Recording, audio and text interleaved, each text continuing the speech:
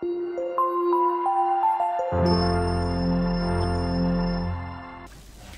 Assalamualaikum warahmatullahi wabarakatuh. Jumpa lagi bersama saya Ari Naran. Ya, kali ini kita akan berbincang tentang kitanan atau sunat ya. Yang untuk membahasnya itu saya sudah hadirkan di sini Bapak Widi Anggara ya. Selamat datang Bapak Widi Anggara. Selamat datang Bapak Ari. Gimana kabarnya? Alhamdulillah baik.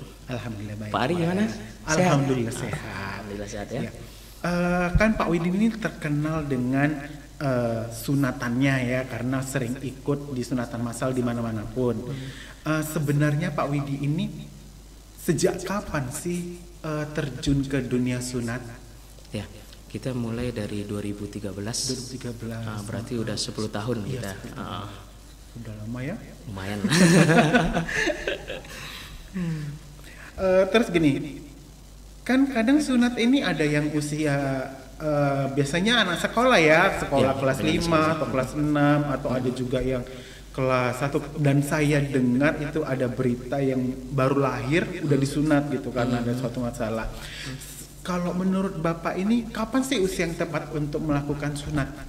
Ya, kalau misalnya anak ini tidak ada kendala medis ya, itu biasanya sekitar 8 tahun itu atau 9 tahun itu pada umumnya udah mulai disunat. Nah, tapi terkadang ada anak-anak yang misalnya baru umur 1 bulan, 2 bulan itu udah disunat.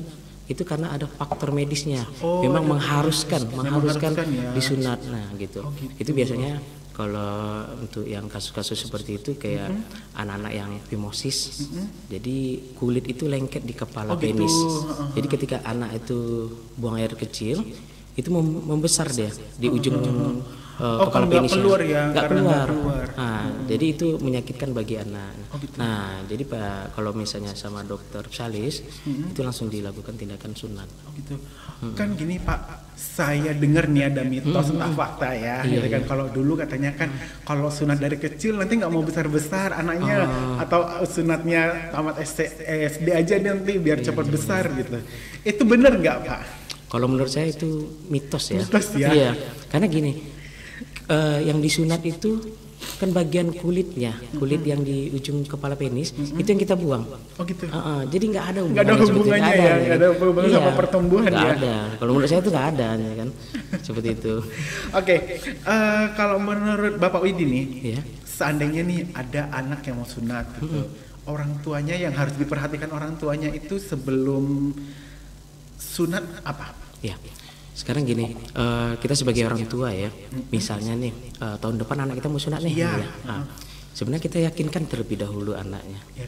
Yakinkan dulu, kasih pengertian, kita jelaskan juga manfaat sunat, kemudian apalagi yang muslim ya, itu wajib untuk disunat gitu kan. Jadi ketika misalnya kita sudah meyakinkan dia, ya kan, kemudian ketika nanti pas anaknya disunat, dia udah nggak ada ketakutan dalam diri dia, udah berani aja dia gitu. Kemudian satu lagi itu ketika misalnya anak misalnya mandi kan, itu berendam, kemudian kulit yang di penisnya ditarik ke dalam supaya nampak kepala penisnya. Memudahkan ya. Biar mudah. Kemudian proses penyembuhannya pun cepat. Karena kalau misalnya kepalanya masih lengket ya, yang nanti itu pastinya kalau ketika kita sunat kan kita buka tuh, nah itu seperti menimbulkan luka lecet. Gitu. Jadi prosesnya penyembuhannya agak lama, paling ya agak seminggu baru dia kering. Tapi kalau misalnya kepalanya sudah lepas ya kulit yang di ujung kepala penisnya, itu paling 3 hari. 3 hari udah pakai perban, ya udah buka perban tuh 3 hari. Paling udah bisa pakai celana gitu. Gitu. Ada nggak Pak kesan nih atau kejadian unik nih gitu kan yang Bapak ingat selama melakukan sunat? Ya, paling kalau kita nih kalau biasa kayak di sunatan massal ya. Nah, sunatan massal itu ya banyak kejadian-kejadian yang unik ini kan. Di awal dia datang ke tempat kita di sunatan massal, mentalnya kuat. Nah, tapi setelah melihat teman-temannya misalnya yang teriak-teriak, atau ada kawannya yang udah siap disunat, nanti ditakut-takutin, nah, jadi mentalnya kan langsung down ya. Langsung down. Jadi kan anak-anak itu langsung kabur dia. Berarti yang tadinya berani nggak berani lagi. Iya. Kadang kita sering berpesan kepada kepada anak-anak yang sudah disunat, ketika dia mau keluar dari ruangan, kita pesan, nanti kalau ada teman-temannya yang di luar yang nanya kan sakit atau tidak kan, ya jangan bilang sakit gitu kan. Biar Iya, paling ya kalau sakit ya sakit-sakit dikit aja lah gitu, jangan ditakut-takutin lagi gitu kan. Jadi nanti takutnya yang direncanakan misalnya 200 orang, nah malah 50 yang adanya kan. Selebihnya kabur ya. Oke, kan kalau sunat al-masal nih biasanya kan anak-anak nih. Pernah nggak ketemu pasien yang sunat itu orang dewasa? Ya, itu pernah juga tuh, sering kita. Seperti gini, kalau di Rumah Sakit Permata Hati ya kan, ya, kebetulan dia ada program ya sunatan gratis untuk yang mualaf. Oh gitu, gratis ya? Gratis untuk mualaf. Nah, jadi bagi misalnya masyarakat ya yang mualaf ya kan, datang ke rumah sakit kita, tunjukkan bukti surat mualafnya, itu nanti kita gratiskan untuk sunatnya. Tapi kadang yang datang ke rumah sakit kita itu tidak hanya yang mualaf gitu. Nah, karena ada juga yang selain dari yang non muslim ya datang untuk disunat, misalnya usia udah dewasa gitu. Nah, kadang pernah kita tanya kan, kenapa mau disunat kan? Untuk jaga kebersihan. Ternyata masyarakat kita banyak yang sudah paham ya tentang manfaat dari sunat gitu. Karena banyak nih manfaatnya sebenarnya. Itu terhindar dari kayak misalnya infeksi saluran kemih, kemudian kanker penis, ya. Kemudian untuk menjaga kebersihan. Oh gitu. Berarti banyak yang manfaatnya ya. Banyak manfaatnya gitu kan. Tidak hanya yang muslim aja yang wajib disunat gitu. Untuk sahabat di rumah, ada nggak pesan-pesan Bapak sebelum sunat? Ya. Pesan ya untuk anaknya atau bapaknya nih? Mungkin untuk orangnya ya, untuk pasiennya kali ya.